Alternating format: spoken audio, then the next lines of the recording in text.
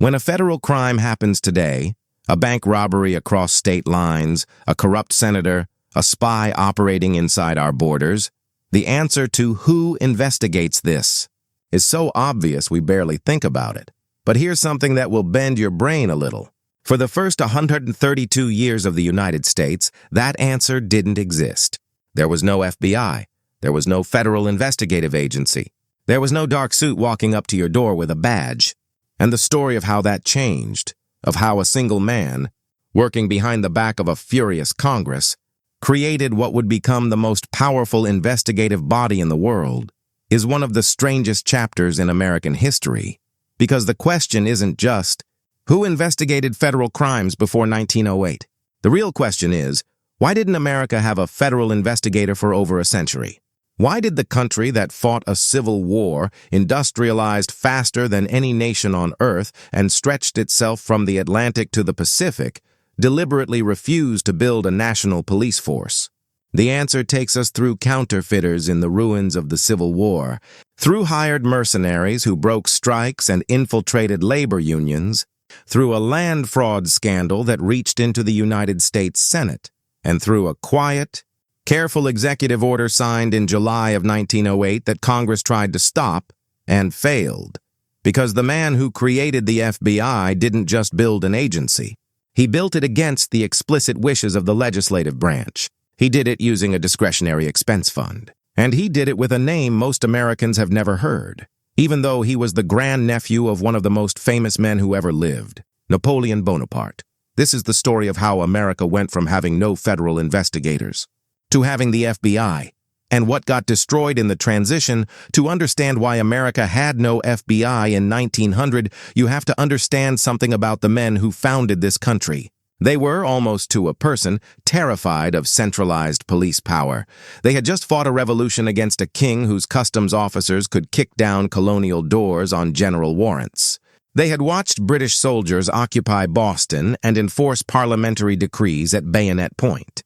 And when they sat down in Philadelphia in 1787 to write a constitution, one of the questions they very quietly refused to answer was, should the federal government have its own police force? They didn't say no explicitly, but they didn't say yes either. And in the language of the founding era, silence was a wall. What they did create, in the Judiciary Act of September 24, 1789, was something much smaller and much more limited. It was called the United States Marshals Service, and its job was not to investigate crimes. Its job was to serve the courts. Marshals delivered subpoenas. They transported prisoners. They executed judgments. They handled the physical logistics of federal justice. Investigation? That was somebody else's problem, usually a local sheriff. Sometimes nobody at all. Think about what that means for a second. For over 100 years, if a crime crossed a state line, if a counterfeiter in Ohio was flooding Pennsylvania with fake money, if a con artist was defrauding settlers from Boston to New Orleans, there was often no one whose job it was to catch him. The federal government had marshals. It had customs officers at the docks. It had, occasionally, a postal inspector chasing mail fraud. But it had no detectives, no agents, no investigators. And for a long time, most Americans thought that was exactly how it should be. Then came 1865. The Civil War was ending. Lincoln was dead. And the country was drowning in fake money. During the war, the Union had printed hundreds of millions of dollars in greenbacks to finance the fighting. But every legitimate bill spawned a dozen counterfeits. By some estimates, between 1/3 and 1/2 of all paper currency in circulation at the war's end was fraudulent. If that money collapsed in public confidence, the Union itself might have gone with it. So on July 5, 1865, the very day Lincoln's body was being lowered into a tomb in Springfield, Illinois, the Treasury Department quietly created a new bureau. It had a small budget, a handful of agents, and one mission: hunt counterfeiters. It was called the Secret Service. And no, its job was not, at first, to protect the president. That would come later, after 2 more presidents were assassinated. In 1865, the Secret Service was created for one reason: to save the dollar. But something interesting happened almost immediately. The Secret Service was good at investigation, really good. Its agents were the first federal officers in American history whose job was, in the modern sense, detection. And other parts of the government started to notice. By 1867, Congress had already expanded the Secret Service's mission to include detecting persons perpetrating frauds against the government. That vague phrase would open a door that stayed open for the next 40 years. Because through it, the Secret Service began investigating everything from Ku Klux Klan violence to land fraud to bribery of federal officials. The Justice Department, which had been created in 1870, had no investigators of its own. Zero. When the Attorney General needed evidence, he had two options. He could hire a private detective agency, or he could borrow Secret Service agents from the Treasury. For decades, he did both. Now, we have to talk about the other half of this arrangement, because when the federal government wasn't borrowing Secret Service men, it was often hiring from the most famous private detective agency in American history, the Pinkerton National Detective Agency. Founded in 1850 by a Scottish immigrant named Alan Pinkerton, the Pinkertons were, for much of the 19th century, more powerful than any government law enforcement body in the United States. At their peak, they employed more agents than the standing army of most states. Their logo was a wide-open, unblinking eye above the slogan, "We never sleep." That's where the term private eye comes from. Literally, the Pinkerton eye. Let me show you the scale of this. In the 1870s and 1880s, the Pinkertons were on retainer with the Justice Department, with the Treasury, with railroad companies, with mining conglomerates, and with individual state governments. They investigated federal mail robberies. They tracked outlaws across state lines. They chased Jesse James. They chased Butch Cassidy. They provided the security for Abraham Lincoln's first inaugural journey to Washington when a plot to assassinate him was uncovered in Baltimore. If you were a federal official in 1885 who needed a crime solved, you didn't call a federal agent. You called a Pinkerton, and this arrangement had a name that historians now use with a certain uncomfortable precision. It was called privatized federal law enforcement. But there was a problem, and it wasn't a small one. The Pinkertons didn't just investigate crimes. They also served as strikebreakers. When workers organized against industrialists, and this was the age of Rockefeller, Carnegie, Frick, and Gould, the Pinkertons were the ones sent in to break the picket lines. In July of 1892, at the Homestead Steel Works in Pennsylvania, Carnegie Steel hired 300 Pinkerton agents to end a strike by steel workers. The Pinkertons arrived by barge on the Monongahela River, armed with rifles. The workers were waiting for them. What followed was a 12-hour gun battle. 7 Pinkertons were killed. 9 strikers were killed. Dozens on both sides were wounded. The Homestead Massacre horrified the American public, and it forced a conversation Congress had been dodging for decades. Should the federal government really be doing business with an armed private army? The answer arrived in 1893, when Congress passed the Anti-Pinkerton Act. In one sentence, the law declared that no employee of the Pinkerton Detective Agency or any similar organization could be employed by the government of the United States. That law is still on the books today. It's codified at 5 U.S. Code Section 3108. And it created the strangest situation in American federal law enforcement history. Because now, justice couldn't hire Pinkertons, but it also had no agents of its own, which meant it had exactly one source of investigators left, the Secret Service. And in a few short years, even that door would slam shut. To understand what happens next, you need to meet 2 men. The first is Theodore Roosevelt, the youngest president in American history at that point. A progressive Republican with an almost religious hatred of political corruption. Roosevelt believed, and this is a direct paraphrase of his public writings, that the biggest threat to the Republic was not a foreign army, but a corrupt Congress in bed with monopolies. The second man is Charles Joseph Bonaparte. And yes, the name is not a coincidence. Charles Bonaparte was the grandnephew of Napoleon Bonaparte, Emperor of France. His grandfather, Jerome Bonaparte, had been briefly married to an American woman in Baltimore in 1803 before Napoleon annulled the marriage and forced Jerome back to Europe.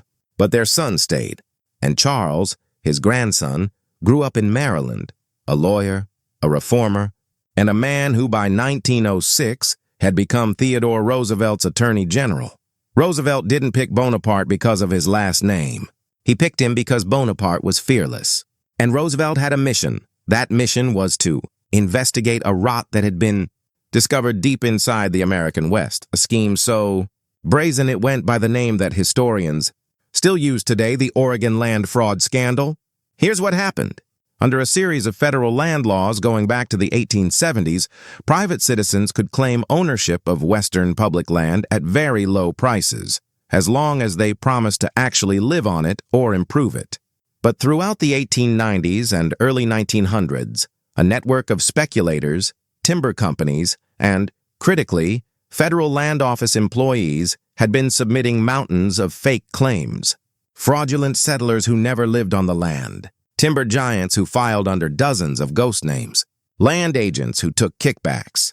It was one of the largest corruption schemes in American history, and the profits ran into hundreds of millions of dollars in today's money. Roosevelt wanted it stopped. Bonaparte wanted it prosecuted. But when Bonaparte took over the Justice Department, he made a shocking discovery. He had no investigators. His entire department, prosecuting the most important federal corruption case in a generation, was leaning on borrowed Secret Service agents. So that's what he did. He borrowed them. And what those Secret Service agents uncovered, working under Bonaparte's direction between 1905 and 1907, was radioactive. Because the fraud didn't stop at land agents. It went all the way up, into the United States Congress itself. Sitting congressmen, sitting senators, including a senator from Oregon named John Mitchell, who was tried, convicted, and died before his appeal could be heard. Think about the political atmosphere for a second.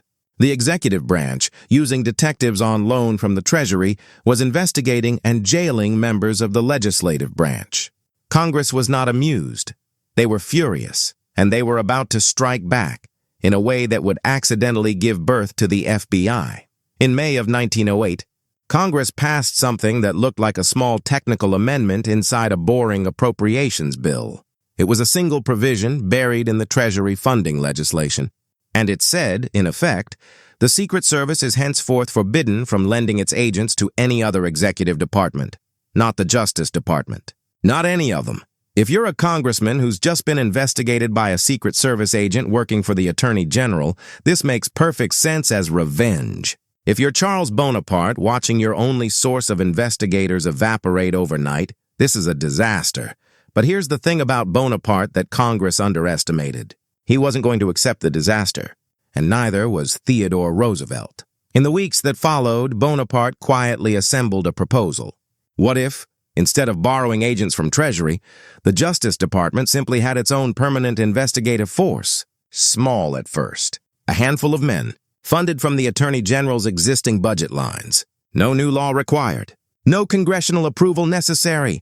Roosevelt agreed. Bonaparte moved, and in June of 1908, using the Attorney General's discretionary miscellaneous expenses fund, a slush pot originally designed to pay for office supplies, witness travel, and incidental legal costs, Bonaparte began hiring. He brought over roughly 9 of the former Secret Service agents who had been working on the land fraud cases.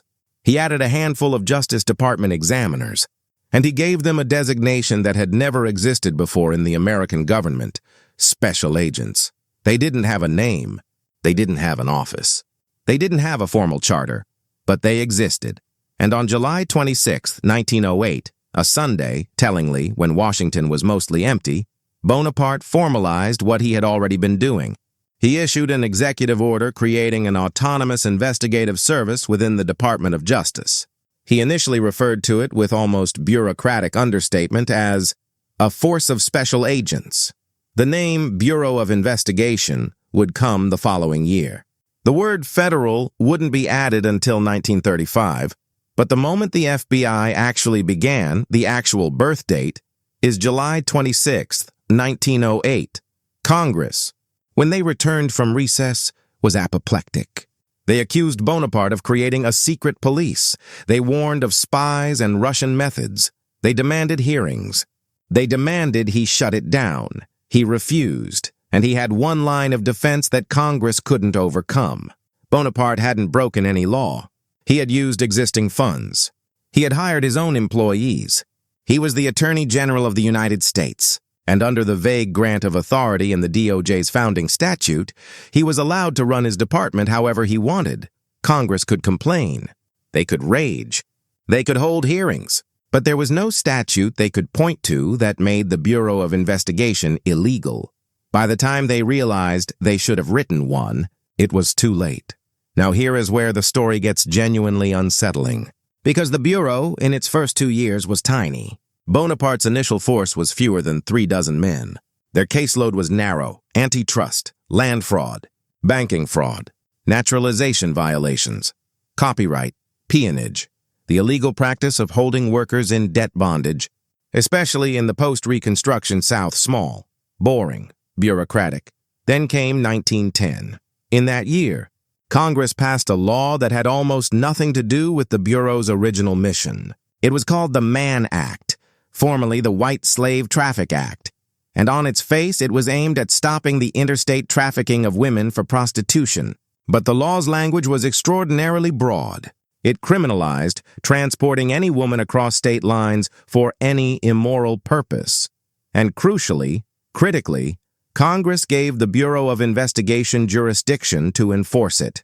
In one stroke, a small federal agency that had been investigating land fraud suddenly had the authority to send agents anywhere in the country, to surveil private citizens, to open investigations without local cooperation, to question, follow, and file reports on Americans who had committed no obvious federal crime, just because a woman was involved and a state line had been crossed.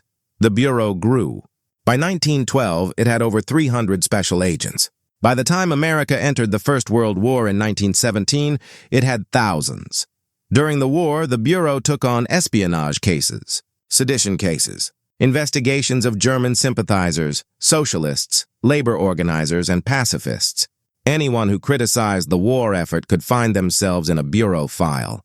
After the war ended, in a period called the Red Scare of 1919 and 1920, the Bureau, now under a man named William J. Burns, ironically a former private detective himself, conducted the Palmer raids.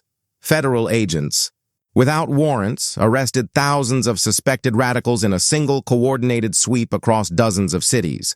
Many were deported. Many were held without charges. Many were simply immigrants who had joined the wrong labor union. The Bureau that Charles Bonaparte had created to prosecute land fraud had, within 12 years, become a domestic surveillance apparatus. In April of 1924, a new Attorney General took over the Justice Department. His name was Harlan Fiske Stone, and he inherited a bureau that was drowning in scandal. The Palmer raids had turned public opinion sharply against federal surveillance. The Bureau's director had been implicated in political dirty work. The whole institution was on the verge of being shut down by Congress. Stone fired the director, and on May 10, 1924, he appointed a 29-year-old career Justice Department attorney to serve as acting director. His name was John Edgar Hoover. Hoover would hold that job with only the word acting removed. After the first year and for 48 years, he would serve under 8 different presidents. He would build the FBI into an institution so powerful that presidents themselves were afraid of him. He would build the files, he would build the surveillance. He would build the legend. But that is a story for another day, because our story ends here. At the moment, the Bureau was young enough to still have been strangled in its cradle, and wasn't. By 1935, the word federal was added, and it became the Federal Bureau of Investigation, the name that would echo through the 20th century. So let's step back. Because the birth of the FBI wasn't just an administrative reshuffle. It was a fundamental change in the relationship between American citizens and their federal government. Before 1908, the federal government had almost no eyes on you. Unless you personally counterfeited money, robbed the mail, or crossed a customs officer at the border, the odds of a federal official ever knowing your name were vanishingly small. Federal law enforcement lived at the edges of American life, at ports, at courthouses, at the frontier. After 1908, and especially after 1910, that changed. The federal government now had a permanent, professional force whose entire job was investigation, whose entire job was to look. And once such a force existed, it would inevitably be pointed at someone. Something would always be a national priority. Some new law would always require enforcement. Some new threat would always justify expansion. This is a pattern you may have noticed by now if you've watched the other videos on this channel about how the modern American state was built. The income tax in 1913, the Federal Reserve in 1913, the Bureau of Investigation in 1908, the driver's license system starting in 1903, the Social Security number in 1936, almost every mechanism by which the modern federal government sees, tracks, and manages its citizens was invented within a single 30-year window, roughly 1900 to 1940. Before that window, they didn't exist. After it, they were permanent. We didn't drift into the modern surveillance state. It was built, deliberately, piece by piece, often by men who genuinely believed they were solving urgent problems, and often over the explicit objections of a Congress and a public that had been raised in a very different world. Charles Bonaparte died in 1921. He never saw what his bureau became. He never met J. Edgar Hoover. He never read a COINTELPRO file. He never watched a modern FBI raid unfold on live television. He created the agency because he had a job to do and no tools to do it with. And the world he came from, the world of Pinkerton mercenaries and borrowed treasury agents, was manifestly broken. But every institution once created takes on a life of its own, and the life the Bureau took on was very different from the life its creator imagined. The question at the top of this video was, who investigated federal crimes before the FBI? The answer is layered. Marshals served the courts. Local sheriffs handled almost everything. The Secret Service chased counterfeiters and, on loan, chased corruption. Private detectives, often the notorious Pinkertons, filled the gap for anyone with money to pay them. And sitting in the middle of that patchwork was a federal government that had, quite deliberately, refused for over a century to build a police force of its own. Then came the Oregon land fraud. Then came the Appropriations rider. Then came a quiet executive order on a Sunday in July of 1908. And the country that had spent 132 years without a federal detective suddenly had one. Whether that was a gift or a loss depends entirely on what you think about the modern American state. But whichever side you fall on, you should at least know the history, because the machinery you were born into was not inevitable. Someone had to build it. And there was a moment, not so long ago, when the whole thing could have gone the other way. If this shifted the way you think about federal power, hit subscribe. This channel goes deep on the hidden architecture of the American state, the levers, the switches, the men who threw them. And there's another video coming very soon on the one federal agency that predates all of these, the one nobody talks about. Even though it's been operating quietly since 1789, you're not going to want to miss that one.